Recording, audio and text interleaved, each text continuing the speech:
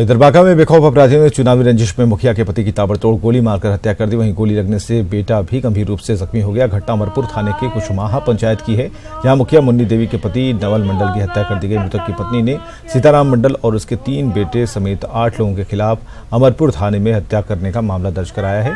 घटना के बाद बांका एसडीपीओ ने मौके पर पहुंचकर मामले की छानबीन की, हत्यारों की जल्द गिरफ्तारी का भरोसा जताया।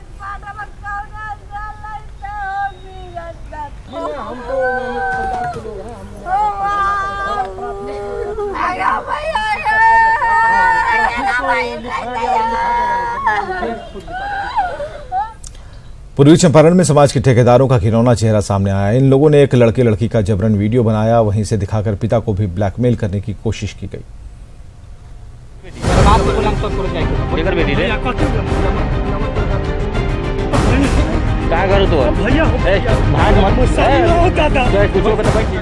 समाज के इन ठेकेदारों के चेहरे को पहले गौर से देखिए, फिर बताएंगे इनकी घिनौनी करतूत के बारे में। देखिए इन लोगों ने किस तरह समाज को सुधारने की ठेकेदारी ले रखी है। फिर इन लोगों की घिनौनी करतूत के बारे में सुनाएंगे तो आपको इनसे घिन्ना आएगी।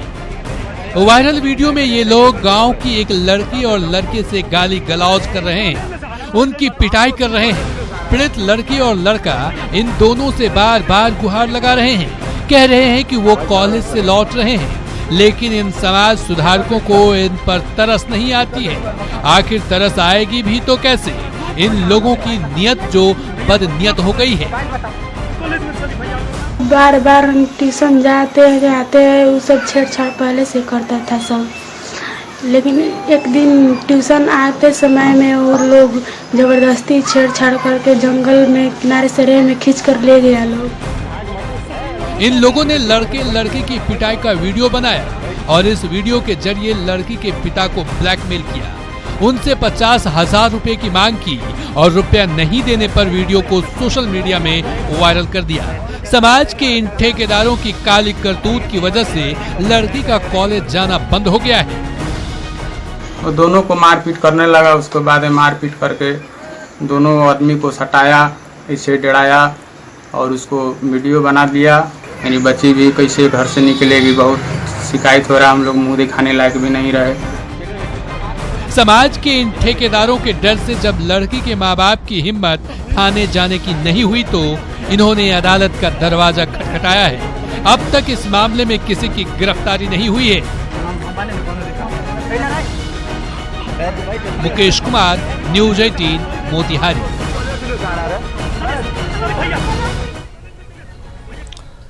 पटना हवाई अड्डे पर दूसरी बार प्लेन से बर्ड हिट मामले के बाद सुरक्षा पर सवाल खड़े हो गए हैं। हवाई अड्डा प्रशासन भी इस घटना को लेकर चिंता में है और इस बार तो पायलट की सूझबूझ से यात्रियों की जान बच गई, लेकिन बर्ड हिट की घटना पर नियंत्रण नहीं किया गया तो कभी भी कोई बड़ा हादसा हो सकता है। एयरपोर्ट प्रशासन ने राज्य सरकार को एयरपोर्ट के पास बूचड़खाने और बड़े पेड़ों की कटाई का सुझाव दिया, लेकिन इस पर कोई ठोस कार्रवाई नहीं की गई। अब नगर विकास मंत्री ने कहा कि वे इस काम को जुलाई के अंत तक कर लेंगे। कल ही विभाग को बोला है और आज मैं उस पर बुलवा करके और जो वहाँ के आयुक्त हैं उनको मैं इंस्ट्रक्ट किया हूँ कि आप वहाँ चारों तरफ दिखवा लीजिए, ताकि इस तरह की पुनरावृत्ति नहीं हो, कि जिससे कि हम लोग बदनाम हों कि साहब वहाँ पर मवेशी के से ऐसा हुआ है। तो पेड़ कटाई का काम जो है वो फॉरेस्ट डिपार्टमेंट से ही जुड़ा हुआ है और हम लोग उसको काट नहीं सकते हैं। तो ये तो उच्च स्तरीय बात है, लेकिन हम लोग इसमें जरूर पहल करना होगा, चूँकि नगर विकास के मंत्रालय के अंदर में वो भी आता है उस जगह कि पेड़ को समुचित काट करके उसकी ऐसी व्यवस्था की जाए जहां बर्ड हिट का संभावना नहीं हो। और पटना एयरपोर्ट पर बर्ड हिट के मामले लगातार बढ़ रहे हैं और इसकी एक वजह एयरपोर्ट वाले इलाके में बूचड़खाने, कचरों का अंबार भी है, जिससे बड़ी संख्या में यहां पक्षियों का जमावड़ा रहता है। पटना एयरपोर्ट के पास वाले इलाके का जायजा लिया हमारे सहयोगी रवि नारायण ने। पटना एयरपोर्ट से उड़ने वाले विमानों का खतरा जो है लगातार बना हुआ है। रोज ये घटनाएं सामने आती है कि जो पक्षी जो है उससे टकरा जाते हैं और सबसे बड़ी बात है कि पटना एयरपोर्ट के ठीक अगल बगल पाए जाने वाली जो गंदगियां हैं, अंबार जो है और जो शेल्टर हाउस है, उसको लगातार पक्षियों को न्योता देते हैं। ठीक अभी हम खड़े हैं गर्दनी बाग में, जो पटना एयरपोर्ट के ठीक नज़दीक है और ये डंपिंग यार्ड जो है वो सीधा न्योता देता है कि यहाँ पे ये अगर पाया जाता है तो आप सोच सकते हैं कि कितने बड़े संख्या में पक्षियों को आने का न्योता मिलता है। जो अधिकारी हैं वो लगातार बैठकें करते हैं, बैठक करके ये दावा करते हैं कि आने वाले दिनों में शेल्टर हाउस जो है वो ख़त्म किए जाएंगे, यहाँ पे जो कचरे का अंबार है वो ख़त्म किया जाएगा। लेकिन स्थितियाँ जस की तस हैं। आप देख सकते हैं कि यहाँ पे पक्षियाँ जो है इस कचरे में जमा होने के कारण कितने बड़े संख्या में यहाँ पे आ रहे हैं, और यही एक मुख्य वजह है जिसके कारण पटना एयरपोर्ट से जो भी उड़ानें भरती है उसके लिए कितना बड़ा खतरा उस सामने दिखाई पड़ता है। आने वाले दिनों में अगर एक बड़ा विमान हादसा पटना में होता है तो आखिर इसकी जिम्मेदारी कौन लेगा? कैमरा पर्सन अभिषेक के साथ रवि एस नारायण, न्यूज़ 18 पटना। झारखंड हाई कोर्ट से लालू प्रसाद को बड़ी राहत मिली है। लालू की याचिका पर सुनवाई करते हुए उच्च न्यायालय ने लालू प्रसाद की औपबंधिक जमानत अवधि और भी 6 हफ्ते के लिए बढ़ा दी है। गौरतलब है कि चारा घोटाले में सजा याफ्ता लालू प्रसाद इलाज के लिए फिलहाल प्रोविजनल बेल पर हैं और इस दौरान वो दिल्ली से लेकर मुंबई के बड़े अस्पतालों में इलाज करवा रहे हैं।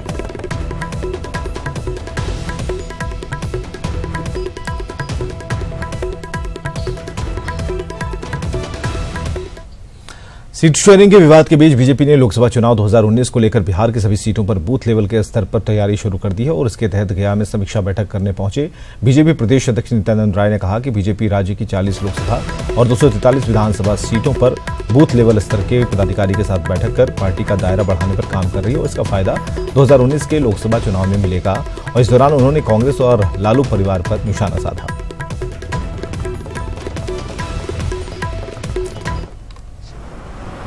DLA2 बूथ के प्रभारी, शक्ति केंद्र के प्रभारी और मंडल के पदाधिकारियों के साथ हम पूरे 243 विधानसभा की मीटिंग करने का पार्टी ने निर्णय लिया है।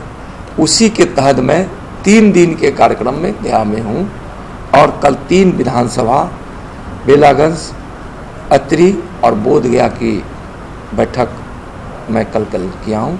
आज भी 3 विधानसभा का है। भारतीय जनता पार्टी के लाखों कार्यकर्ता दिन रात मेहनत करके खून पसीना बहाकर अपना समर्पण कर पूरी तरह से संगठन के विस्तार में लगे हैं। और कांग्रेस के बिहार प्रभारी राजेश लिलोठिया अपने 4 दिवसीय बिहार दौरे पर आज पटना पहुंचे, जहां उन्होंने संगठन की मजबूती और आगामी चुनाव की तैयारियों पर चर्चा की। उन्होंने एनडीए को भीतरी कलह से परेशान बताया। वहीं सर्जिकल स्ट्राइक पर प्रधानमंत्री और उनके विभाग के मंत्रियों को निशाने पर लिया।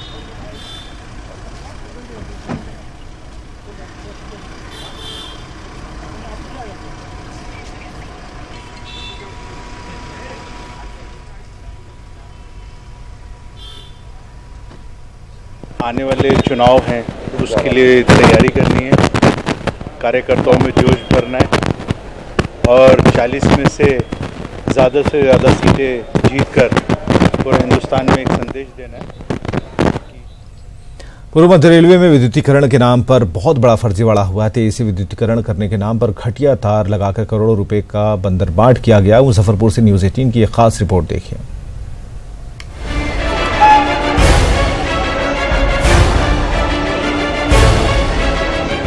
पूर्व मध्य रेलवे में विद्युतीकरण के नाम पर बड़े फर्जीवाड़े का खुलासा हुआ है।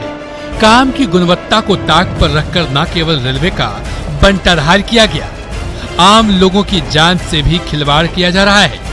आए दिन ओवरहेड वायर ट्रेनों से लेकर प्लेटफॉर्म तक पर गिर रही है। मुजफ्फरपुर में 27 अगस्त 2016 को घटी घटना में कुल 12 लोग चपेट में आए, जिसमें एक यात्री की जान ही चली गई। विद्युतीकरण शुरू होने से लेकर अब तक 50 से अधिक बार बिजली की तार गिरने की घटनाएं हो चुकी हैं, लेकिन रेलवे इस पर चुप्पी साधे हुए है। मुजफ्फरपुर में 6-7 लोग मर गए, हाजीपुर में मर गए। आए दिन वो तार इतने नजदीक रहते हैं कि अगर कोई भूल से भी ऊपर चढ़ गया तो वो भी करंट लेके मर जाएगा। तो कैसा काम किया गया, किस एजेंसी ने इस काम को किया है, किसने इसको कराया, इसके लिए जो दोषी लोग हों उन पर कार्रवाई होनी चाहिए और इसकी इंक्वायरी होनी चाहिए। माना जा रहा है कि विद्युतीकरण का काम करने वाली L&T कंपनी पर रेलवे के अधिकारी मेहरबान हुए। इस दौरान रेलवे के इंजीनियरों ने कंपनी के काम की गुणवत्ता पर सवाल उठाने के बदले उसके गड़बड़ झाले को हरी झंडी दे दी। यही वजह रहा कि बार बार तार गिरने की शिकायत की जांच जब रेलवे के लखनऊ स्थित प्रयोगशाला में कराया गया तो बिजली के तार की गुणवत्ता मानक के मुताबिक नहीं पाई गई। बहुत ही खतरनाक है। इससे पहले भी कुछ दिन पहले टूटा था जिसमें कुछ लोग बाल बचे थे।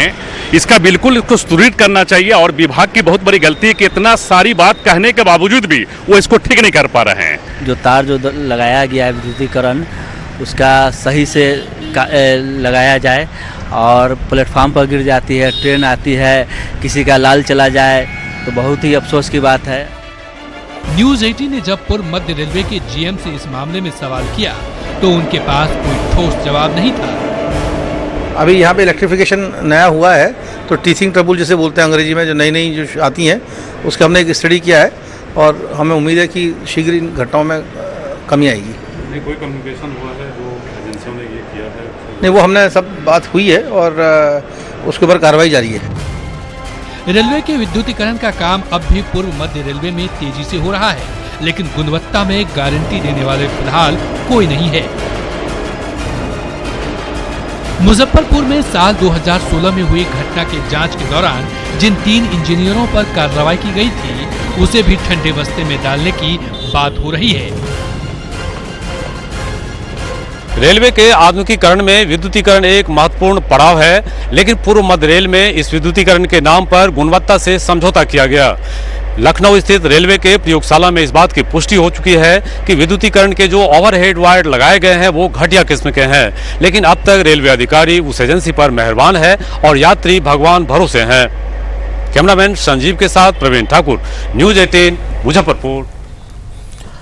मधेपुरा में स्नातक के फॉर्म भरने का नाम पर छात्र छात्राओं से कॉलेज प्रबंधन अवैध वसूली कर रहा। छात्रों ने अवैध वसूली का आरोप लगाते हुए पैसे लेने का एक वीडियो भी दिखाया है। एक रिपोर्ट देखिए।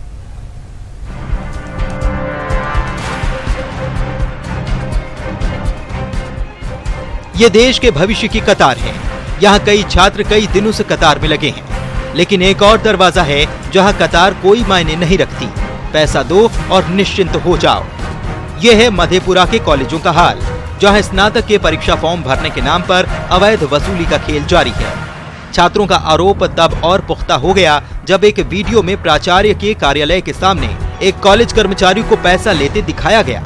एक वो जो विकलांग टाइप का स्टाफ है उनको बोले कि सर हमारा भी करवा दीजिए, बोला 200 रुपया लगेगा लेकिन कल आके रसीद ले जाना। बहुत दिक्कत है, 3 दिन से दौड़ रहे हैं, 3 दिन से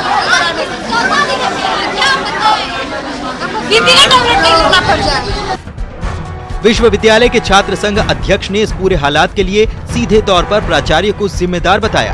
अंदर में चलिए दलाल अभी आप लोगों को दिखा देते हैं। ये लोग दलाली करवाते हैं और फॉर्म से ज्यादा 100, 200, 300 तक एक्स्ट्रा पैसा लेते हैं। जिनका उनका काम होता है, जो पैसा नहीं देता है जो विद्यार्थी, उनका काम नहीं होता है। कि प्रिंसिपल साहब भी इन लोगों के समर्थन में है, इन लोगों को दलाली करने में वो भी सपोर्ट करते हैं। वहीं कॉलेज में फॉर्म भरने के नाम पर छात्र छात्राओं से अवैध वसूली के सवाल पर बीएनएमयू के कुलपति ने चिंता व्यक्त करते हुए कार्रवाई का भरोसा दिया। की घटनाएं घट रही हैं या इस तरह का कोई भी कार्यकलाप है तो यह निंदनीय है और मुझे अगर सबूत के साक्ष्य के साथ मुझे अगर प्राप्त होता है तो अवश्य हम जो है नियमों के साथ उनके ऊपर हम कार्रवाई करेंगे। बहरहाल कुलपति महोदय भले ही जांच कर दोषी पर कार्रवाई की बात कहते हों, लेकिन शिक्षा और ज्ञान के केंद्र में भ्रष्टाचार और दलाली प्रथा सिर्फ उस संस्था के लिए चिंता का विषय नहीं है, बल्कि ये हमारे समाज के लिए भी सोचनीय विषय है। मधेपुरा से न्यूज 18 के लिए तुबसू की रिपोर्ट। औरंगाबाद सदर अस्पताल को वैसे तो मॉडल अस्पताल का दर्जा हासिल है, लेकिन यहाँ की व्यवस्था बिल्कुल ही बदहाल है। यहाँ सोलर सिस्टम को मुख्यमंत्री नवीनीकरण योजना के तहत 2 करोड़ की लागत से लगाया गया था, लेकिन कुछ दिन चलने के बाद ही सोलर प्लेट खराब हो गया। अब अस्पताल में बिजली की आपूर्ति जनरेटर के सहारे होती है, लेकिन सोलर सिस्टम को ठीक नहीं कराया जा रहा।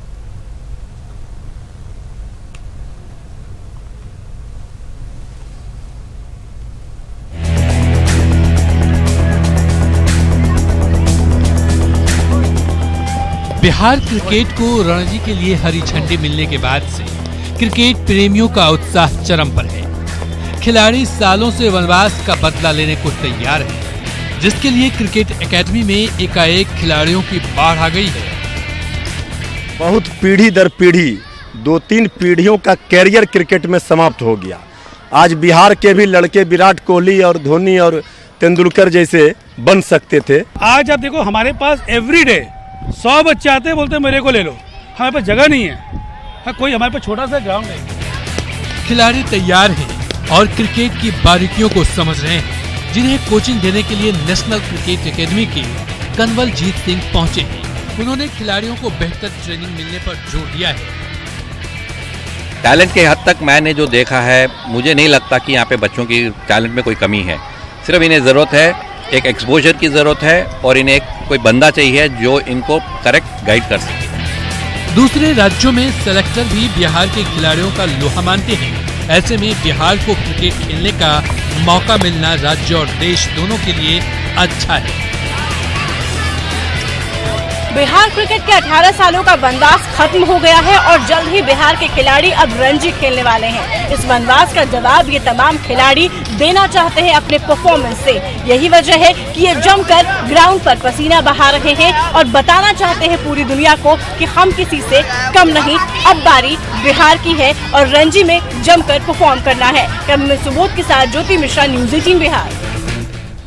चलिए, सहयोगी ज्योति के पीछे जो भीड़ आप देख रहे थे वो खिलाड़ी हैं। ये वही खिलाड़ी हैं जिन्होंने मंसूबा पाल रखा था वो कहीं बाहर से जाकर खेलेंगे, लेकिन जिस तरह से एकेडमियां खुल रही हैं या जो पहले से ट्रेन कर रहे हैं, उनके लिए भी खुशी की बात है कि अच्छे बच्चे परफॉर्म करेंगे, रणजी खेलेंगे, देश का नाम भी ऊंचा करेंगे। आगे बढ़ेंगे। एनडीए में सीटों और चेहरों को लेकर लड़ाई की खबर तो अब पुरानी हो गई है। ताजा मामला कांग्रेस और आरजेडी का है।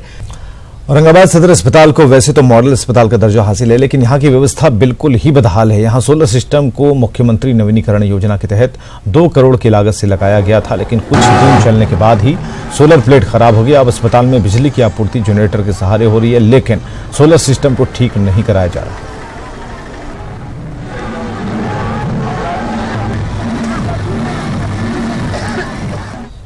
और चलिए, फिलहाल के लिए इस बुलेटिन में बस इतना ही। नमस्कार।